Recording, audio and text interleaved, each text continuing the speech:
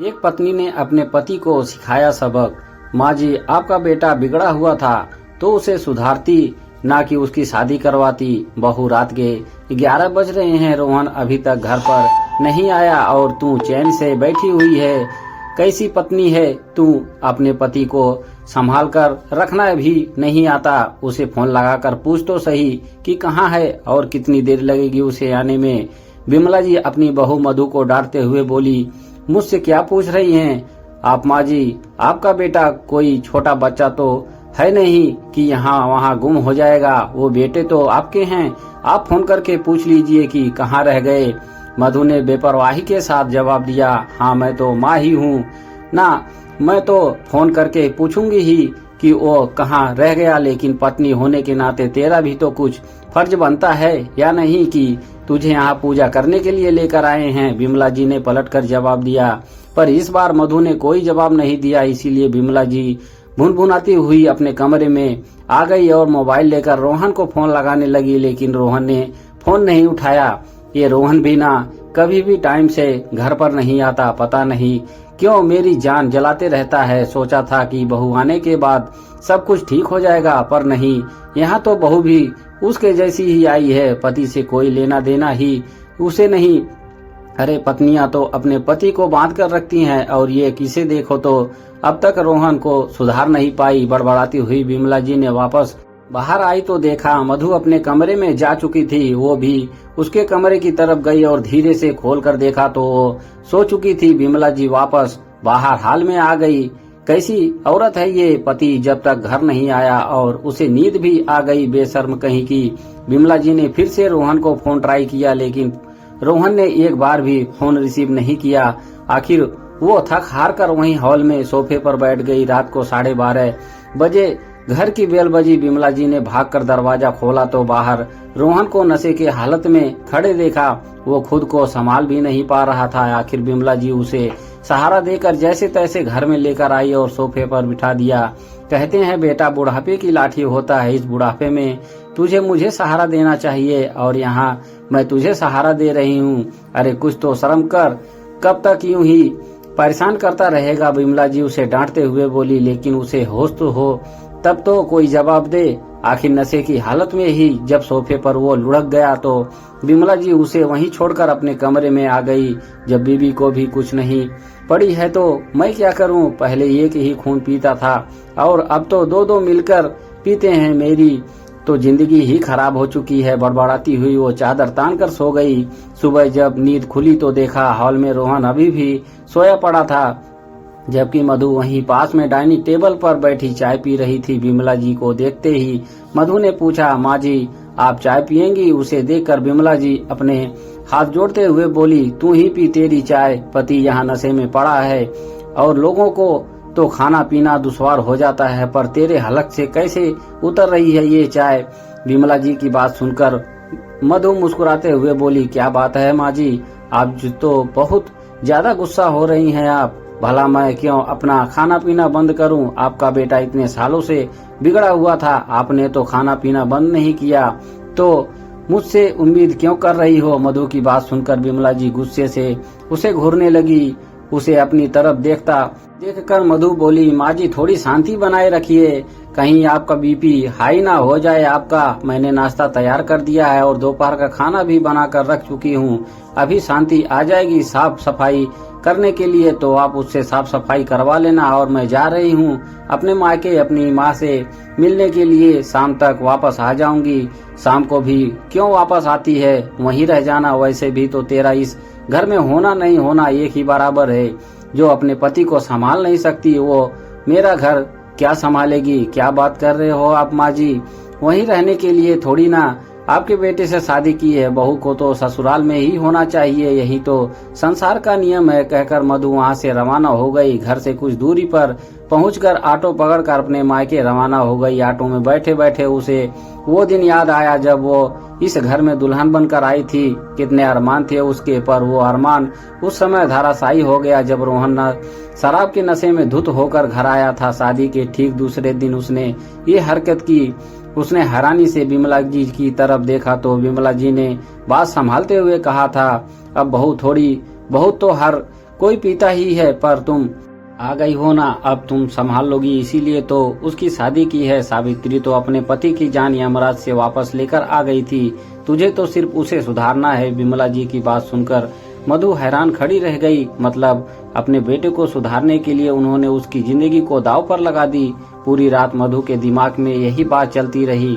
दूसरे दिन मधु पग फेरे के लिए गई तो मायके वालों ने भी यही जवाब दिया, बेटा थोड़ी बहुत तो आजकल हर कोई पीता है, ये तुम पर निर्भर करता है कि तुम उसे कैसे संभालती हो। एक पत्नी चाहे वो क्या नहीं कर सकती, और फिर उसके अलावा कोई कमी तो नहीं है। थोड़ा बहुत एडजस्ट तो सबको करना पड़ता है। पिता तो उसके थे नहीं, माँ ने जरूर इतना कहा, बेटा जैसे ही वो अपना घर संभाल ले, अगर तू छोड़कर भी आई हो तो यहाँ तेरे भाई भौजाई रहेंगे, इनकी कोई गारंटी है क्या? उन्होंने ये जानते हुए तेरी शादी एक शराबी से कर दी, वो तुझे यहाँ रखेंगी इसकी तू उम्मीद मत कर। मधु को समझ ही नहीं आया कि वो करे क्या, इसीलिए चुपचाप वापस ससुराल आ गई। जब भी रोहन शराब पीकर आता तो मधु रोती परेशान होती, पर विमला जी तो चैन की बांसुरी बजा रही होती। आखिर बेटे के बहू के हाथों संभाल कर बेफिक्र हो चुकी थी। लेकिन अभी तो 2 महीने पहले रोहन ने शराब के नशे में मधु को जमकर पिटाई की थी।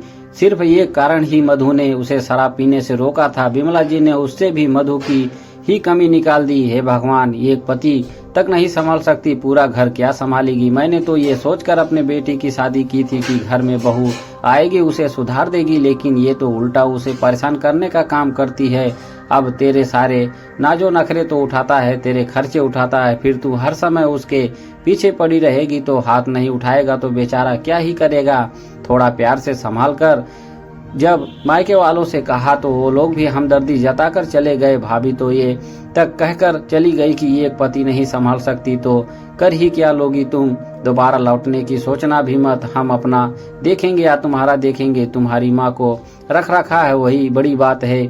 सो मधु ने भी सोच लिया था कि जब रहना ऐसे ही घर में है तो या तो जिंदगी भर मार खाते रहो या रोते रहो, या फिर बेशरम हो जाओ या अपना रास्ता खुद चुनो। मधु ने दूसरा रास्ता चुना। मधु को धीरे धीरे ये बात समझ में आ गई कि रोहन उससे लड़ता झगड़ता तभी था जब वो शराब के नशे में होता था, वरना वो तो मधु से अच्छे से ही बात करता था। इसीलिए वो अब रोहन से भी जब वो नशे में होता तो ज्यादा कुछ कहती भी नहीं थी। उससे 1-2 बार नौकरी के लिए कहा तो विमला जी ने हंगामा कर दिया। इसके बाद रोहन ने नशे की हालत में विमला जी के कहने पर उसके साथ काफी गाली गलौज किया था। इसीलिए उसके सामने उसने नौकरी के लिए कहना ही छोड़ दिया। पर उसे नौकरी तो करनी ही थी, पढ़ी लिखी तो थी ही, आत्मनिर्भर तो उसे बनना ही था, पर आखिर बाहर कैसे जाए। इसीलिए अक्सर मायके का नाम लेकर निकल जाती थी। अभी 1 सप्ताह अपने इंटरव्यू देकर आई थी, वहां से कॉल आया था कि वो आज ही जा रही थी।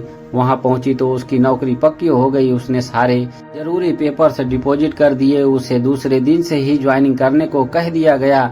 जब वापस लौट कर आई तो रोहन भी होश में आ चुका था। विमला जी गुस्से में बैठी उसे घूर रही थी। जैसे ही उसने घर में कदम रखा विमला जी बोली, आ गई महारानी अपने मायके वालों से मिलकर, यहाँ सास और पति भूखे बैठे हैं, उसने कोई लेना देना है नहीं, बेशर्म कहीं की। विमला जी की बात सुनकर मधु बोली, कैसी बात कर रही हो आप माँ जी, खाना बनाकर तो गई थी आपके लिए, फिर मेरा क्यों इंतजार कर रहे थे आप? मधु, कहाँ गई थी तुम? अभी तुम्हारी मम्मी का फोन आया था, तुम तो मायके पहुंची ही नहीं, अचानक रोहन ने कहा। रोहन की बात सुनकर मधु ने रोहन की तरफ देखा और कहा, मुझे नौकरी मिल गई है, कल से ज्वाइनिंग करनी है। हाँ ये देखो, ये होता है औरत का तिरिया चरित्र, मायके का नाम लेकर पता नहीं कहाँ घूमती फिर रही है और हमारे घर की इज्जत को उछाल रही है।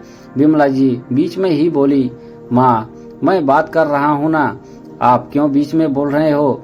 मुझे नौकरी की क्या जरूरत है मधु, तुम्हारी सारी जरूरत तो पूरी कर रहा हूँ। रोहन ने शांतिपूर्वक मधु से पूछा। तब मधु ने कहा, मुझे मेरे मायके का कोई सबल नहीं है, मुझे अपना सबल खुद बनाना है, इसीलिए मैं नौकरी ज्वाइन कर रही हूँ। मैं इसीलिए जो नौकरी ज्वाइन कर रही हूँ ताकि मैं अपने अंदर इतनी हिम्मत जुटा सकूं कि मैं आपके सामने खड़े होकर यह कह सकूं कि आप शराब छोड़ रहे हो या मुझे।